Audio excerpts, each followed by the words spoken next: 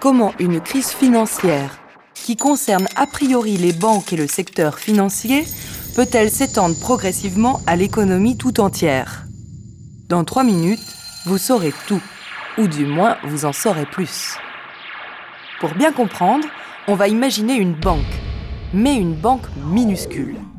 Comme elle est minuscule, elle a seulement 10 clients, parmi lesquels on trouve 6 particuliers, 3 entreprises et un État.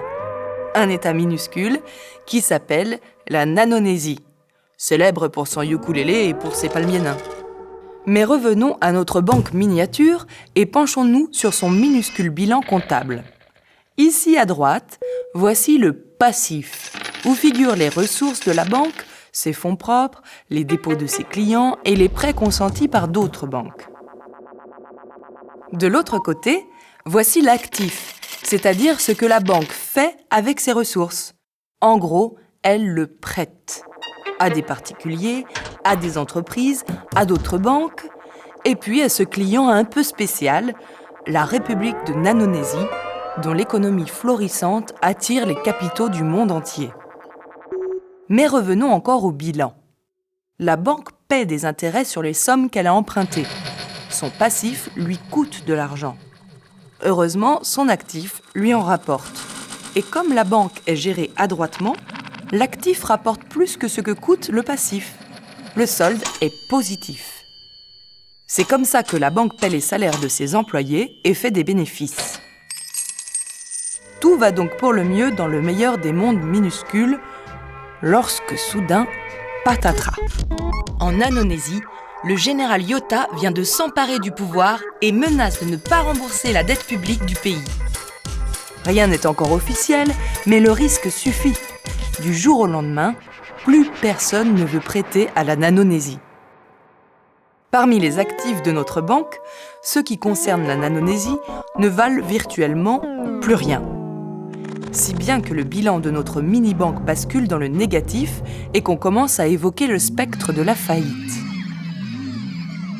Les clients inquiets pour leurs économies retirent massivement leurs dépôts, ce qui est précisément le moyen de provoquer une faillite. Et c'est là qu'entre en jeu le terrible effet domino. Rentrons un instant dans le cerveau d'un investisseur. Si la banque X fait faillite, se dit-il, alors la banque Y ne récupérera pas les 7 milliards qu'elle lui a prêtés l'année dernière. Donc, il faut considérer Y comme virtuellement en faillite à son tour. Et si Y plonge, elle ne pourra jamais rembourser Z, et ainsi de suite. On assiste à une véritable réaction en chaîne à l'issue de laquelle plus personne ne fait confiance à personne. Les banques ne se prêtent plus entre elles. Et pire, comme elles manquent de cash, elles évitent aussi de prêter aux particuliers et aux entreprises. Les entreprises, qui n'ont plus accès au crédit et anticipent une baisse des commandes, réduisent leur production et licencient. C'est comme ça que la crise bancaire devient crise tout court. Parce que ces nouveaux chômeurs sont aussi des consommateurs qui vont consommer moins. Quant à ceux qui travaillent, inquiets pour l'avenir, ils préfèrent épargner plutôt que consommer. Bref, la demande plonge. De nombreux touristes, par exemple, annulent leurs vacances en Nanonésie et partent dans le Cantal. La Nanonésie n'a pas encore fait officiellement défaut, mais cette simple possibilité a provoqué une perte de confiance telle que le système financier s'est bloqué et que ce blocage a provoqué une crise généralisée avec effondrement de l'activité, de l'emploi et de la demande. Bref, le virtuel est devenu réel.